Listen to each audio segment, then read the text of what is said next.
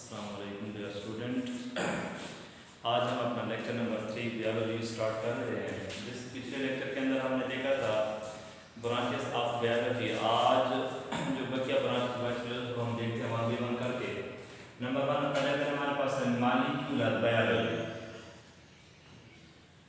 अब molecular biology से क्या मुराद है? The branch of biology that deals with the study of molecular basis of life।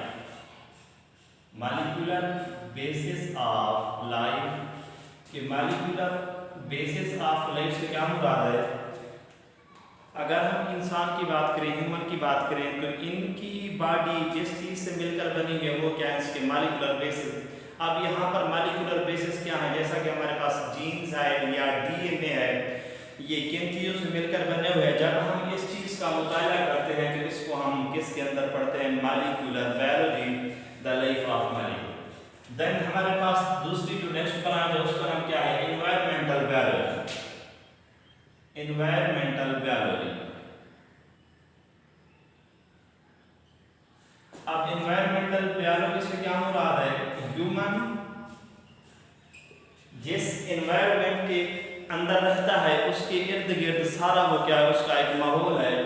अब हम एनवायरमेंटल बायोलॉजी के अंदर ये देखेंगे कि अगर इंसान जिस माहौल के अंदर रह रहा है उस माहौल को किस तरह असरअंदाज कर रहा है। सपोज करें कोई बंदा किसी चीज के ऊपर या रिवर के ऊपर जाकर क्या करता है? कोई फैक्ट्री वगैरह लगा देता है, तो उसका जो इन्फ्लुएंस होगा वो सारा क्या कर देगा? उस पानी को गंदा कर देगा। मतलब कहने का ये है कि ह्यूमन एक्टिविटी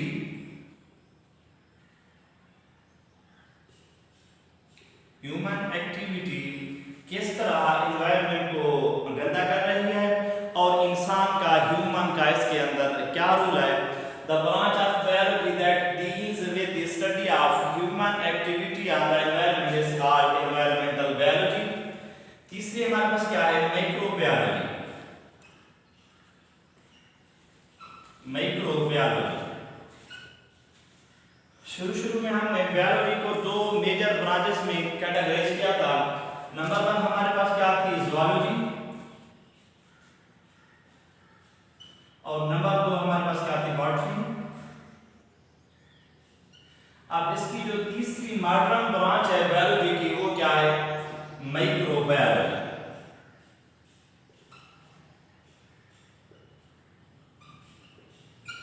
वो हमारे पास क्या है? Microbiology.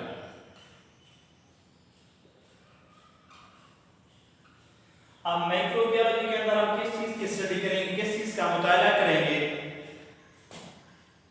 The branch of biology that deals with the study of micro organism. अब यहाँ पर माइक्रो ऑर्गेनिज्म से क्या मुराद है हमारे पास?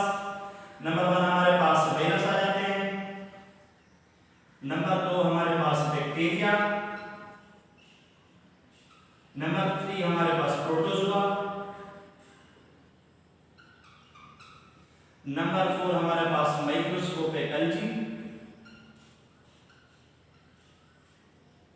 नंबर 5 हमारे पास माइक्रोस्कोपिक फंजाई।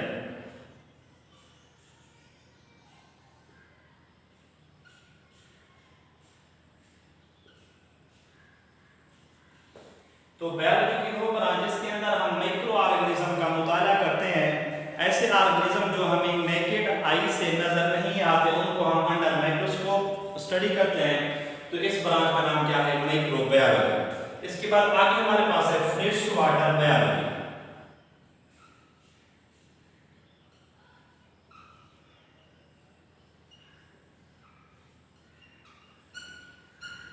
अब फ्रेश वाटर बायोलॉजी से क्या मुराद है? कि वो लाइफ, वो जिंदगी जो फ्रेश वाटर के अंदर रहती है। जैसा कि हमारे पास रिवर हैं, लेक्स हैं,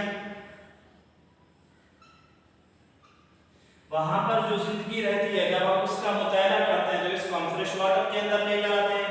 यहाँ पर हम किस चीज का? उनके जो फिजिकल या केमिकल पैरामीटर है, फिजिकल और केमिकल जो पैरामीटर हम इनका मुताला करते हैं कि आया कि उस पानी के अंदर साल्ट्स की यानी मिनरल की कंसंट्रेशन क्या है, वहां पर जो एनिमल रह रहे हैं उसको इजीली अपने कर सकते हैं। तो जब हम फिजिकल की बात करते हैं वहां पर टेम्परेचर टेम्परेचर कितना है, लाइट क्या है, रोशनी की, ये सारा इसको हम फ्रेश वाटर के अंदर लेकर आते हैं। इसके बाद आगे हमारे पास है मैरीन वाटर बायोलॉजी यानी मैरीन बायोलॉजी।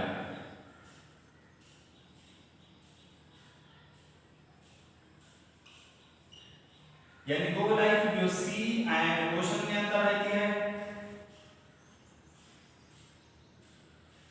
अब सी और ओशन में फर्क क्या है? सी हम छोटे दरिया को कहते हैं, मतलब जिसका कोई किनारा वगैरह होता है, लेकिन ओशन हम उस बड़े दरिया को कहेंगे जिसका कोई किनारा वगैरह नहीं होगा। फ्रेश वाटर और मैरीन वाटर में ये फर्क होता है कि फ्रेश वाटर के अंदर साल्ट की कंसंट्रेशन क्या होती है, बहुत कम होती है, और मैरीन के अंदर साल्ट्स की, मिनरल्स की या न्यूट्रिएंट्स की मिकदार क्या होती है, ज्यादा होती है। क्यों ज्यादा होती है और क्यों कम होती है? जब ग्लेशियर वगैरह या बर्फ वगैरह पिघलती है तो ये पानी मुख्तलिफ रास्तों के जरिए कहाँ आ जाता है, हमारे ओशन के अंदर आ जाता है। अब ये पानी जब सपोज हमारे पास ये क्या है, एक पहाड़ है, अब यहाँ से बारिश के ऊपर क्या है, बर्फ है, अब यहाँ से ये पानी पिघलने के बाद कहाँ आ गया, हमारे ओशन के अंदर आ गया। अब यहाँ से लेकर यहाँ तक जो रास्ता है, ये जो पानी आ रहा है, ये क्या है, फ्रेश वाटर है। अब ये मुख्तलिफ जगह से होकर आ रहा है, मुख्तलिफ जमीन से, कहीं पर साल्ट ज्यादा है, कहीं पर कम है, कहीं पर न्यूट्रिएंट्स है, उन सब को लेकर कहाँ आ जाएगा, ये इस ओशन के अंदर आ जाएगा। अब जब पानी यहाँ पर था तो इसके अंदर क्या थे, साल्ट वगैरह कम थे, लेकिन जैसे ही यहाँ पहुंचा तो इसके अंदर, क्योंकि दूसरी जमीनों से भी ये साल्ट को लेकर आ रहा है, अब फिर क्या होगा, एवापोरेशन होगी, ये पानी बुखारात की फॉर्म में ऊपर चला जाएगा। अब इस ओशन के अंदर आहिस्ता आहिस्ता साल्ट की कंसंट्रेशन बढ़ रही है, तो फिर ये ऊपर चला जाएगा, फिर ये क्या करेगा, बारिश के जरिए आएगा, फिर और न्यूट्रिएंट्स को लेकर आएगा। तो इस तरह से यहाँ मैरीन वाटर के अंदर साल्ट की कंसंट्रेशन हमेशा दिन ब दिन इंक्रीज हो रही है। इसके बाद नेक्स्ट हमारे पास क्या है, पैरासिटोलॉजी।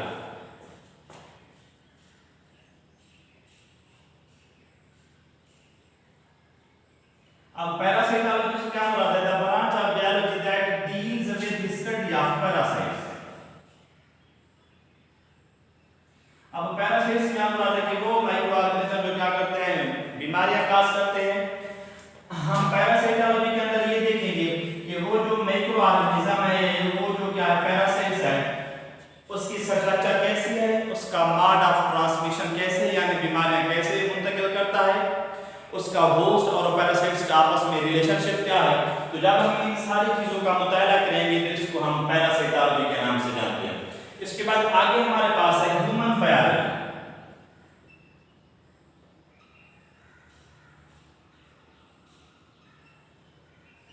अब ह्यूमन बायोलॉजी से क्या मुराद है कि जब हम इंसान की, उसकी स्ट्रक्चर की, उसकी साइटोलॉजी की यानी सेल बायोलॉजी की, उसकी एनाटॉमी की, एक्सटर्नल लाइफ, इंटरनल लाइफ, उसकी जेनेटिक्स की, उसकी एवोल्यूशन की, जब हम इन सारी चीजों का मुताला करते हैं तो इसको हम किस नाम से जानते हैं, ह्यूमन बायोलॉजी। इसके बाद आगे हमारे पास है सोशल बायोलॉजी।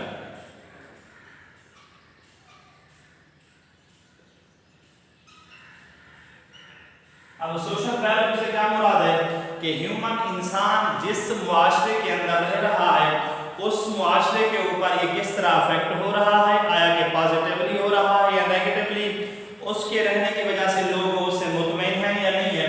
तो मतलब एक ह्यूमन जो क्या करता है, अपने मुआशरे के ऊपर जिस तरह से असरअंदाज होता है, तो इसको हम सोशल बायोलॉजी के नाम से जानते हैं। इसके बाद लास्ट वन हमारे पास क्या है, बायोटेक्नोलॉजी।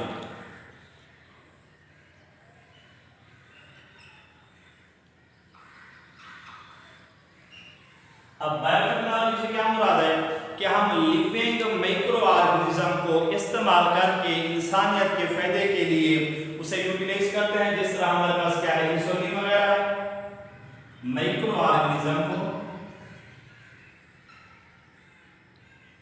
इस्तेमाल करके उनको मैन्युफैक्चर करके फिर हम क्या करते हैं, ह्यूमन की इंडस्ट्री के अंदर लेकर आते हैं ताकि यहाँ से इंसान अपने आप को फायदा दे सके। आज के लिए इतना ही काफी है।